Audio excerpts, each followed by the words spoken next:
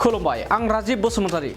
मोनसे हारिया गेरेमसा जानोब्ला मोनसे हारिया जौगानोब्ला सोलोंथाइया जौगाग्रोनांगोन अब्लासो जों मोनसे हारिखौ गेरेमसा महर होनो हागोन आरो अब्लासो मोनसे हारिया जौगागोन थिग बेबायदिनो बिटिआरनि गाहाय मावफुं सोद्रोमाया थांनाय गोलाव समनिफ्रायनो सीएम सुपार 50 मुंजों दिल्लीयाव यूपीएससी नि थाखाय गासै 50 फरायसाफोरखौ दैथायहरदोंमोन आरो बेयाव यूपीएससी कोचिं खालामहैबाय थादोंमोन गोजोनथावसिन बाथ्राया बेनोदि बिटिआरनि गाहाय मावफुं सोद्रोमा प्रमोद बर'नि सीएम सुपार 50 निफ्राय गासै 37 फरायसाफोरा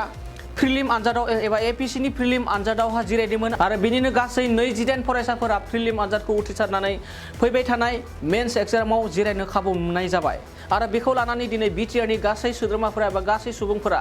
गोजोननाय फोरमायदों आरो ससियेल मिडियायाव गोबां बिटिआरनि गाहाय मावफुं सोद्रोमा प्रमोद बर' बिथांखौ साबायखर बावदों बेबायदि सोलोंथाइ बिथिंखौ गोख्रों नोजोर होनायनि थाखाय नोंथांमोना मिथिगौदि थांनाय गोलाव समनिफ्रायनो बिटिआरनि गाहाय मावफुं सोद्रोमा एबा बिटिआर सरकारा सोलोंथाइ बिथांखौ मोनसे गोख्रों नोजोर होगासिनो आरो फरायसाफोरखौ मोजां सोलोंथाइ लानो थाखाय गुन गोनां सोलोंथाइ लानो थाखाय आथिखालनि बिटिआर सरकार थामहिनबा प्रमोद बर'नि दैदेननाय बिटिआर सरकारा गोख्रों नोजोर होगासिनो दं थिग बेबायदिनो थांनाय गोलाव समनिफ्रायनो बिटिआर सरकारा सीएम सुपार 50 थामहिनबा बे सुपार 50 आव गासै 50 फरायसाफोरखौ दिल्लीसिम यूपीएससी कोचिंनि थाखाय हरनाय जादोंमोन आरो बे यूपीएससी कोचिंनिफ्राय 50 निफ्राय गासै 37 फरायसाफोरा प्रिलिम आनजादाव जिरायदोंमोन आरो बे 37 प्रिलिम आनजाद जिरायनायनिफ्राय गासै 28 फरायसाफोरा प्रिलिम आनजादखौ उथ्रिसारनानै फैबाय थानाय मेन्स एग्जामनि थाखाय गासै 28 फरायसाफोरा साखाफारा जाबाय नंगौ बे समाव बिथांमोना आरो फोरमायबावदोंदि एबा बे समाव बिथांमोना सोलोंथाइखौ लानानै अरायसम फोरमायबोबाय थादों जे बिटिआरनि गाहाय मावफुं सोद्रोमा जेरै नलेज फेस्टिवल बायदि सोलोंथाइखौ लानानै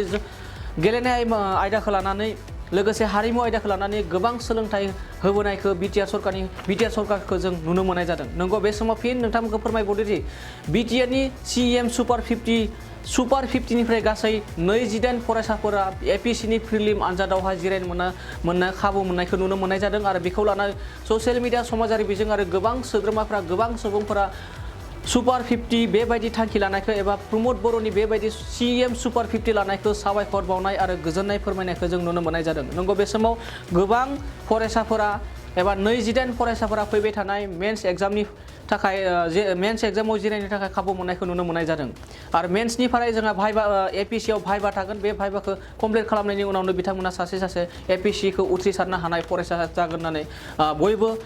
मिजिं खालामदों आरो गासैबो बिथांमोननि बे 28 फरायसाफोरखौ फैबाय थानाय समाव मेन्स आरो भाइबा आनजादाव मोजाङै मोजां उथ्रिसारो बेखौ बयबो आसा खालामदों मिजिंथिदों नंगौ बे समाव फिन फोरमायबावनो सानदों नोंथांमोनखौ बिटिआरनि गाहाय मावफुं सोद्रोमा प्रमोद बर'नि दैदेननाय सुपार 50 सीएम सुपार 50 फरायसाफोरनिफ्राय एबा यूपीएससी कर्सनिफ्राय एपीएससी नि प्रिलिम आनजादाव गासै 28 फरायसाफोरा उथ्रिसारनो हादों नंगौ बेखौ आरो गोबां रायजो राजाफोरा साबायखर बावनायखौ नुनो मोननाय जायो क'क्राझार सहरनि साखाथि थिथागुरियाव थानाय मानास पाब्लिक स्कुला 2023-24 सोलोंथाइ बोसोरनि गोदान मुं थिसननाया सोलिगासिनो थिथागुरियाव थानाय इंराजि बिजोंनि मानास पाब्लिक स्कुलाव दासान्दि नार्सारिनिफ्राय 7 थाखोसिम गोदानै मुं थिसननाया सोलिगासिनो बे फरायसालियाव गुन गोनां सोलोंथाइ होनायजों लोगोसे फरायसाफोरनि थाखाय दं मोजां खाबुफोर थाखो फोरोंथायनि अनगायैबो yoga classes basic computer education English speaking skills maths and science projecting highly experience faculty आरो स्मार्ट क्लासेसनि खाबुफोर दं